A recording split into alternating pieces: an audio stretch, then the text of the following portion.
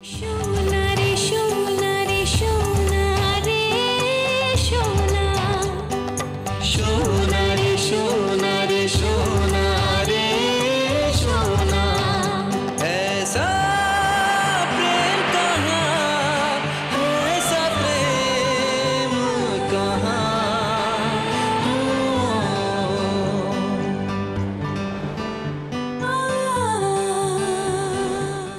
पति अगर कोई काम कहे ना तो उसे एक बार में नहीं करना चाहिए। क्यों? क्योंकि फिर उनको ऑर्डर देने की आदत पड़ जाती है और फिर हम पत्नियां बन जाती है घर की नौकरानियां। ये वही मोहल्ला है जहाँ रमेश रहता है, लेकिन रहता कहाँ ये पता नहीं। आज इस रमेश के बच्चे को ना ढूंढ के जाएंगे, चाहे कुछ भी हो जाए। वो कहते हैं ना कि एक झूठ को छुपाने के लिए 100 झूठ बोलना पड़ता है। वही तुम्हारे साथ हो रहा है और ये तब तक होता रहेगा जब तक तुम कमला को उसकी सच्चाई और हेम से अपनी सच्चाई नहीं बता देते। तुम नहीं जानते हो जोगिन कि मैं हेम की कितनी रिस्पेक्ट करता हूँ। अगर तुमको मेरे अंदर थोड़ी भी काबिलियत नजर आती है तो तुम हमारे रिश्ते की बात आनंद सर से करो। बाबा राजी हो या सारी दुनिया, मैं राजी नहीं हूँ।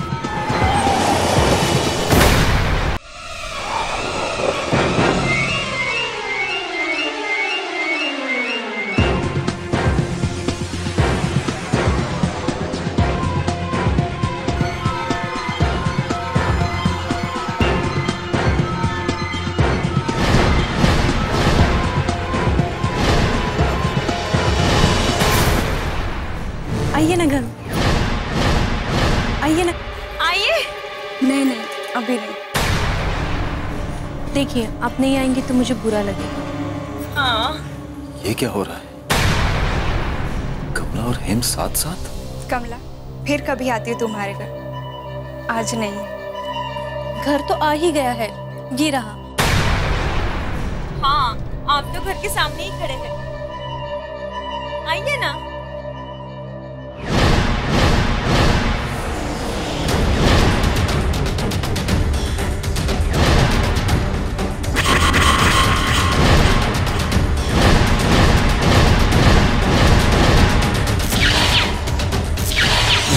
कमला, फिर कभी आती हो तुम्हारे घर, आज नहीं।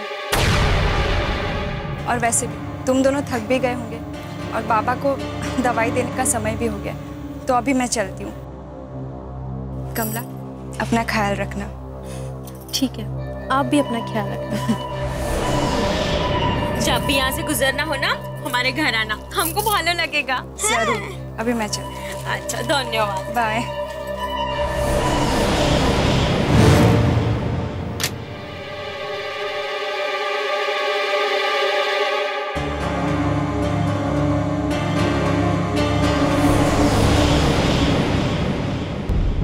कौन थी वो और तुम्हें कहाँ मिल गई?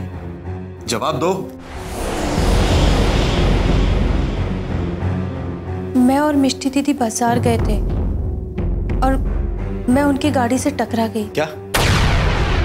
अब आपको कहीं चोट तो नहीं लगी ना? जी नहीं, इसलिए वो मुझे घर तक छोड़ने आए थे। तुम जानती हो तुम्हारे इस तरह अचानक चले जाने से मैं कितना परेशान हो गया था। अरे कम से कम किसी को कुछ तो बताकर जाना चाहिए था। वो मिष्टी दीदी। क्या मिष्टी मिष्टी लगाकर रखा है? हद करती हो। कम से कम किसी को बताकर तो जाती। मैं पागलों की तरह तुम्हें यहां वहां तलाश कर रहा था। जानिए आशी। अब नहीं रहने दीजिए, आप भी बाहर से आ रही हैं और फिर कभी। रमेश, मैं चलता हूँ।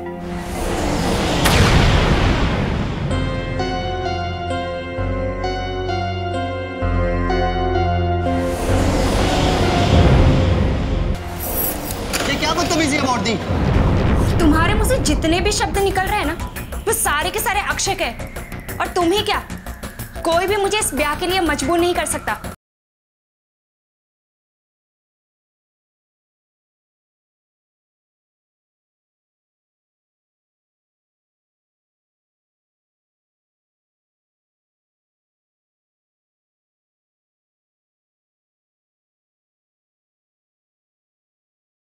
ऐसा प्रेम कहाँ।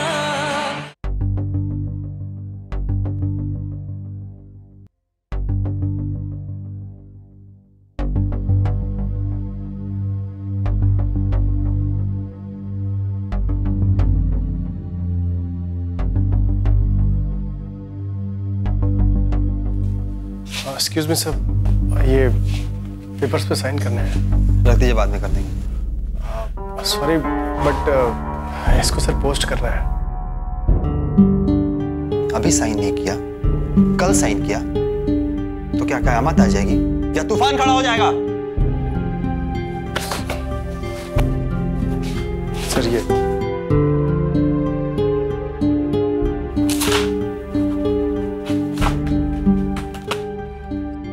परेशान ना हो सर, सब ठीक हो जाएगा। क्या ठीक हो जाएगा उमाकांत? हेम को पाने के लिए मेरे पास मात्र 2 ही रास्ते हैं। पहला ये कि हेम सामने से आकर मुझसे शादी करने के लिए तैयार हो जाए, और दूसरा हेम के नजर में हम रमेश को बदनाम कर दें। लेकिन ये दोनों रास्ते हमारे लिए ब्लॉक हैं। तुम कहते हो कि सब ठीक हो जाएगा। अरे उस हेम के उस सर के ऊपर तो रमेश के प्यार का भूत सवार है। पता नहीं क्या उस रमेश के अंदर जो मेरे अंदर नहीं है।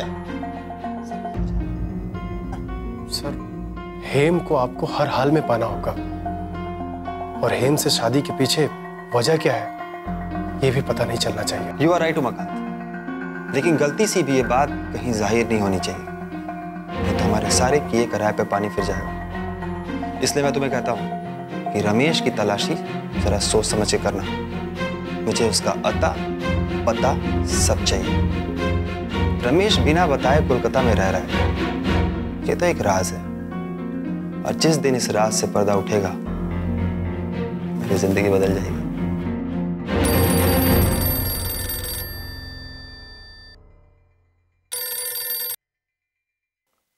हेलो,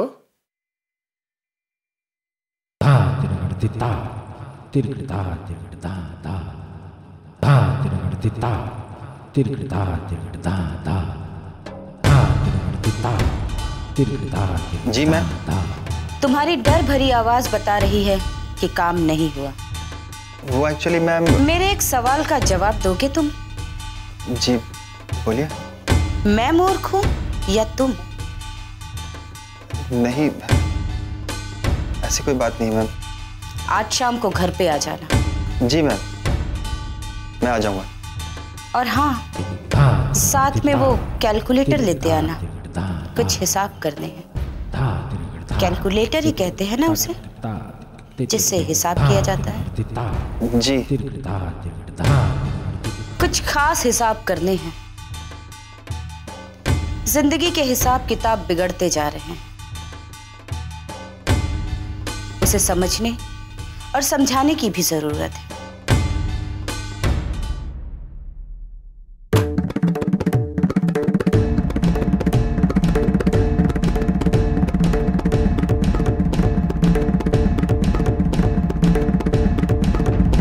काका, बॉर्दी हमसे पहले क्लब से निकली थी, लेकिन अभी तक घर नहीं आई है।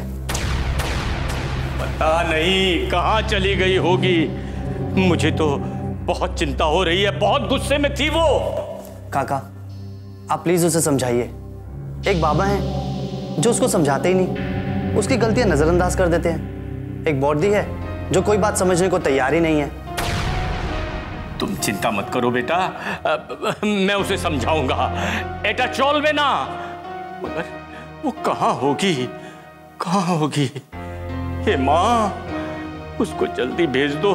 काका, आप अपने दिल पर हाथ रख के बताइए कि अगर मैं रोमेश की बजाय अक्षय से ब्याह करने का सोच रहा हूं तो इसमें मैं कुछ गलत कर रहा हूं। लेकिन एक वो है जो जिद पकड़ कर बैठी है। हेम, तुम्हें ठीक अच्छे? ओह, तो मेरे खिलाफ काका के कान भरे जा रहे हैं। सुन लिया काका? हेम, ऐसी बात नहीं है। तुम्हारे भले के लिए ही ये बात की जा रही है। अपना भला बुरा मैं समझती हूँ काका। मतलब अब तुम्हारे बारे में हम कोई बात भी ना करें, यही कहना चाहती हो ना तुम? अब बात समझ में आई तुम्हारे?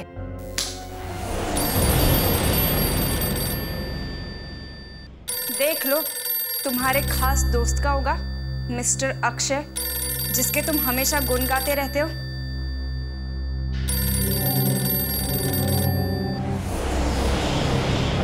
हेलो जोगिन। अरे वो हेम नाराज होकर क्लब से चली गई थी, वो ठीक से घर पहुंच गई ना? हाँ, बस अभी आई। नहीं, मुझे थोड़ी इसकी चिंता हो रही थी, इसलिए मैंने सोचा फोन कर लूं। जोगिन, तुम अपने तरीके से हेम को थोड़ा समझाओ। उसको कहो कि अक्षय से शादी कर ले। इसमें हम सबकी भलाई है। यही बात तो उसके समझ में नहीं आ रही है। यकीन करो योगी, मुझे अगर सबसे ज्यादा किसी की चिंता है तो वो आनंदो सर की। आई नो अक्षय, मैं समझाऊंगा बॉडी को, बल्कि आज ही मैं काका और बाबा को लेकर इस बात पे चर्चा जरूर करूंगा। ये क्या बदतमीजी है बॉडी?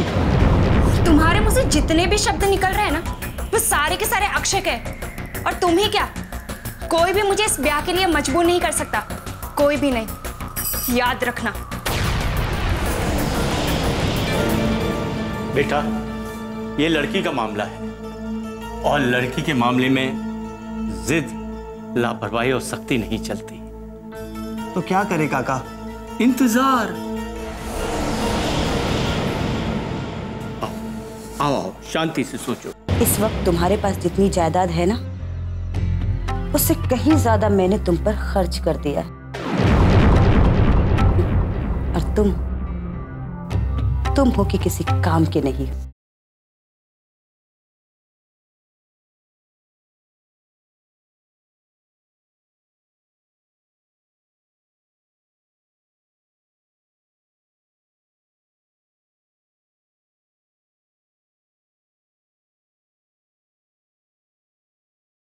ऐसा प्रेम कहाँ।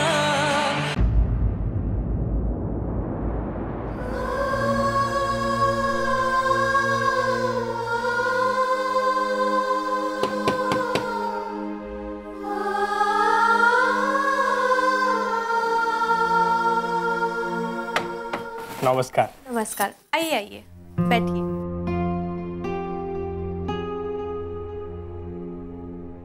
आप हलवा खाएंगे? नहीं, पहले पढ़ाई शुरू करते हैं, बैठिए।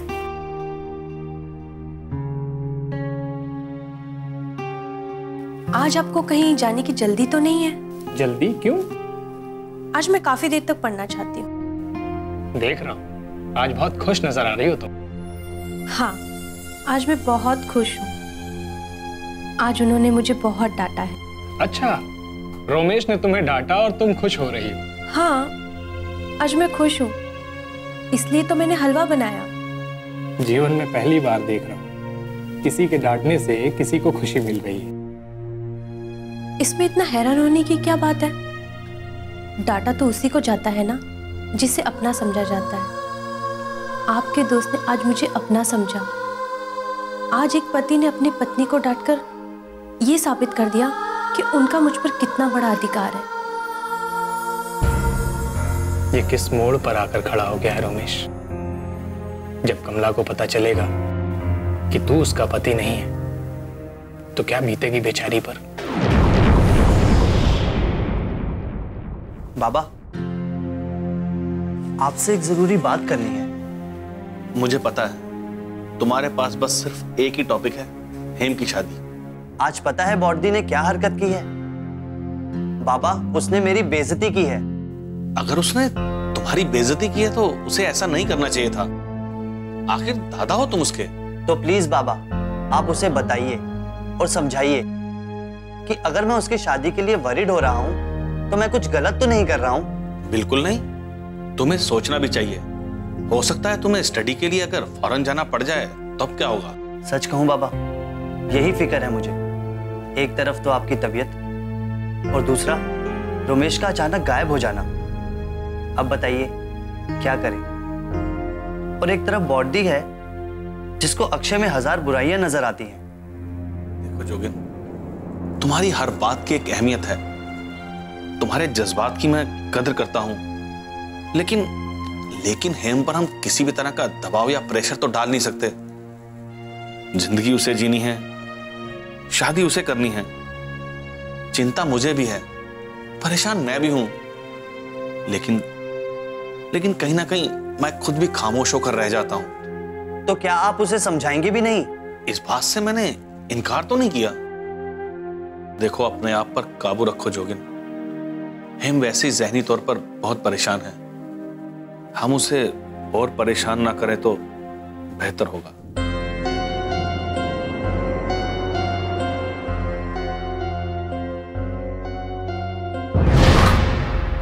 इस डायरी में दिन, तारीख, समय के साथ ये भी दर्ज है कि मैंने तुम पर कितने उपकार किए।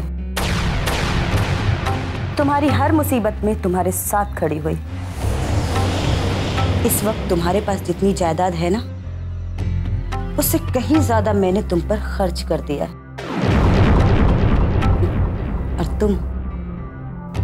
तुम हो कि किसी काम के नहीं। मैम, ऐसी कोई बात नहीं है। मैं हेम के काफी करीब पहुंच चुका हूं, लेकिन वो लड़का रमेश जिसे वो... मैं कुछ नहीं सुनना चाहती हूँ।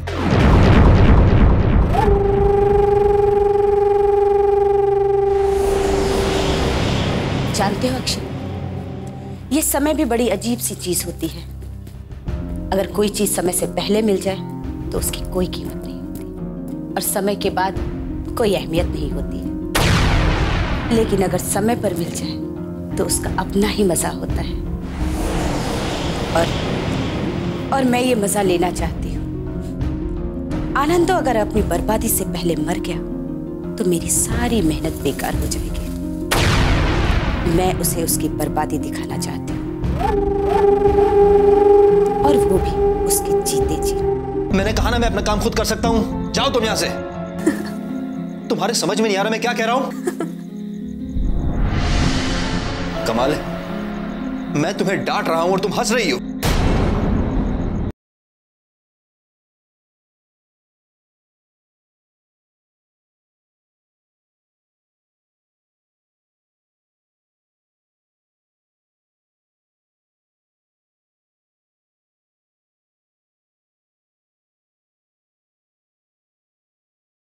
ऐसा प्रेम कहाँ। हेम बेटा, मुझे आज तुमसे एक जरूरी बात करनी। कहिए ना बाबा। देख बेटा, रमेश कब आएगा इशू ये नहीं है। इशू ये है कि रमेश के अलावा अगर किसी और लड़के से शादी करनी पड़ जाए तो। बाबा, ये मेरे लिए मुमकिन नहीं है।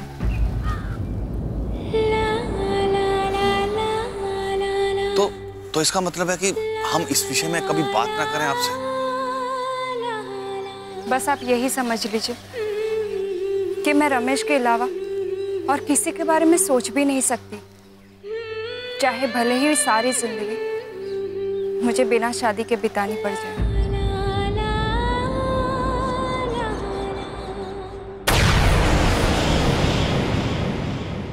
आपके काम से हम बहुत खुश हैं अक्षय बाबू। अगर आप ये केस नहीं हारते तो हमारी हार तो तय थी और हम काफी नुकसान में आ जाते। आपका नसीब कि आपको मुझ जैसे इंसान के साथ सौदेबाजी करने की सूझी, वरना खैर छोड़िए, मैंने आपको संतुष्ट कर दिया है। अब आप भी मुझे संतुष्ट कर दीजिए। क्यों नहीं, ये लीजिए।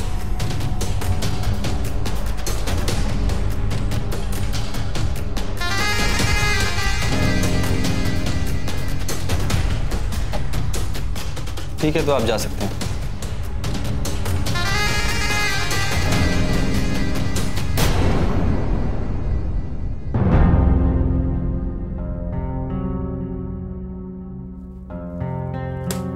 सर, पैसे के लिए अपने करियर से खिलवाड़ मत कीजिए सर। तुम्हें क्या पता उमाकांत, करियर पैसे से बनता है। सर, कोई परेशानी है या पूरी रकम नहीं मिली? मेरी जिंदगी की हर छोटी बड़ी खुशियां कुर्बान होके रह गई हैं। मैं चाहे जितना भी खुश रहना चाहूं, लेकिन देवी का एक फोन मुझे परेशान करके रख देता है। कभी कभी तो लगता है कि ये काम मैंने अपने हाथ में लिया ही क्यों। बात तो सचमुच बड़ी परेशानी की है सर। जब तक मैं देवी के बताए हुए काम में कामयाब नहीं हो जाता, तब तक ये सिलसिला चलता ही रहेगा, चाहे इसका अंजाम भला हो या फिर बुरा। Hope for the best sir. Thank you Umakant, लेकिन हमारा इस तरह हाथ पे हाथ रख के बैठे रहने से कुछ नहीं होगा। हमें कुछ करना पड़े। हमें रमेश की असलियत और वो मुंह छुपाकर क्यों घूम रहा है, ये कोई रहस्य को बयां करता है, और ये एक ऐसा रहस्य है जो हमें मालामाल कर सकता है। सर, इस काम के लिए मैं अपनी जान लगा दूंगा, आप मुझ पर यकीन रखिए।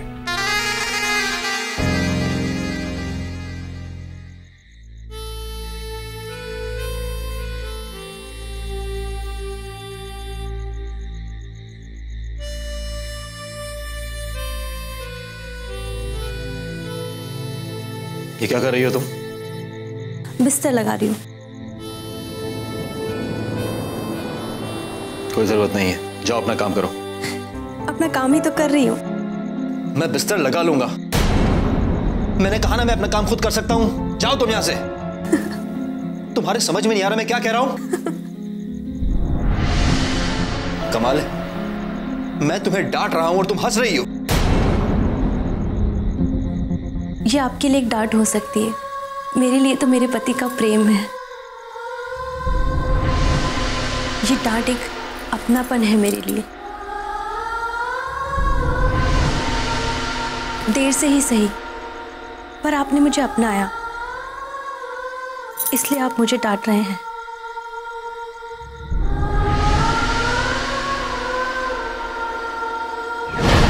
मेरे समझ में नहीं आ रहा कि मैं तुम्हें कौन सी भाषा में समझाऊं, क्या कहूं तुमसे। प्यार की भाषा में ही समझाइए ना। ऐसी भाषा तो दुनिया में ना कहीं बोली जाती है और ना सुनी जाती है। देखो कमला, तुम मुझे परेशान कर रही हो। उसी दुनिया से पूछ लीजिए, अगर पत्नी आपको तंग करे तो वो आपसे प्रेम चाहती है। अब मैं तुमसे क्या कहूं, अब कैसे समझाऊं तुम्हें?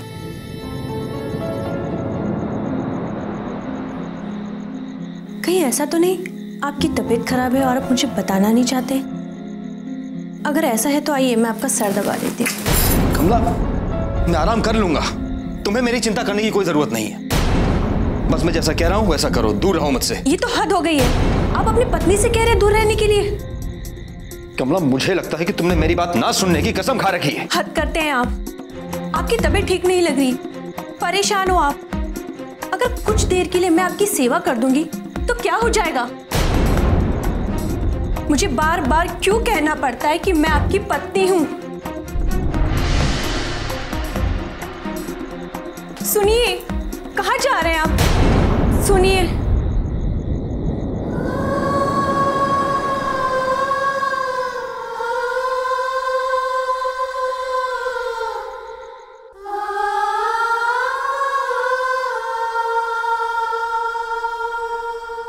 देखो कमला, जो बात मैं कहने जा रहा हूं वो तुम्हारे भले के लिए है। ये कहने की क्या जरूरत है? आप जो भी सोचेंगे मेरे भले के लिए ही सोचेंगे। कमला, यहाँ पास में एक महिला निकेतन है। महिला निकेतन? हाँ कमला, महिला निकेतन। वहां सिर्फ औरतें रहती हैं। रहने का काफी अच्छा बंदोबस्त है, यहाँ तक कि वहां पढ़ाया लिखाया भी जाता है। और मुझे पूरा यकीन है कि तुम्हें वहां बहुत अच्छा लगेगा।